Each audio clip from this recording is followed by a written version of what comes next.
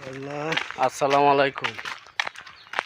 আমরা দুই চাচাবাতি যা চলতাছি সকালবেলা হাইটা হাইটা কিছু সওয়াবের উদ্দেশ্য।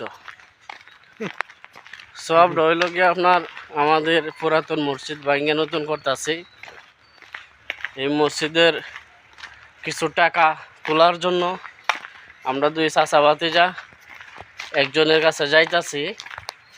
একজনে আশা দিছে কিছু টাকা দিবে, তে আমরা সেই টাকা কালেকশনের জন্য আমরা যাইতাছি উনির কাছে, আল্লাহর বান্দার কাছে। সেই আল্লাহর বান্দা দেখি কত টাকা দিয়ে আর কি দিয়ে আমাদেরকে সাহায্য করে, খুশি করে, আল্লাহকে খুশি করে।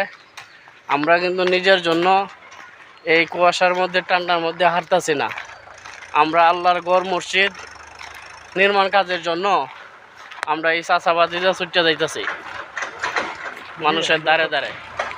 যে চাচা আপনি কিছু কোহানছে যাইতেছি তো এক উদ্দেশ্য আমাদের এটাই। দেখি আমরা যে বন্ধের কাছে যাইতেছি, আল্লাহ যেন তারে একটু হেদায়ত করে দেয় যারে আমরা মসজিদের জন্য কিছু দিতে পারে। আমরাও তো আর চাই না জোর করে, তো না আমরা জোর করে আনতাম চাই না। হ্যাঁ, যাই আল্লাহর হস্তে যা যে যত পারে অতই দিতাছে, দিতাছে।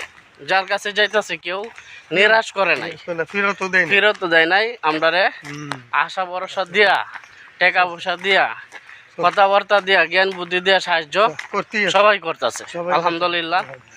এখন আমি আপনাদেরকে দেখাবো এই বান্দা কত টাকা দিব না দিব, এই ভিডিওর মাধ্যমে দেখাবো। আপনারা থাকুন আর আপনারাও এই গরিবানা মসজিদের জন্য একটু সাহায্য করার চেষ্টা করেন, কিছু দেওয়ার সাহায্য করার চেষ্টা করেন, শরীর থাকেন। একটা ইট যদি আপনি দান করেন কিয়ামত পর্যন্ত, আখিরাত পর্যন্ত আপনার সদকা জারি হইতেই থাকবো আপনার নামে। এটা আমার কথা না, আমার চাচার কথা না, এটা কোরআন হাদিসের কথা, বড় বড় ইসলাম পণ্ডিতের কথা। আলহামদুলিল্লাহ, আল্লাহর কাছে লাখো কোটি শুকরিয়া। আল্লাহর এক বান্দা আমাদেরকে নিরাশ করে নাই। আল্লাহর এক বান্দা আমাদেরকে 10,000 টাকা মসজিদের জন্য দান করছে, শুকরিয়া আলহামদুলিল্লাহ। উনি ভবিষ্যতে যদি আরও লাগে আরও দিবে বলছে, উনি আরও দিবে।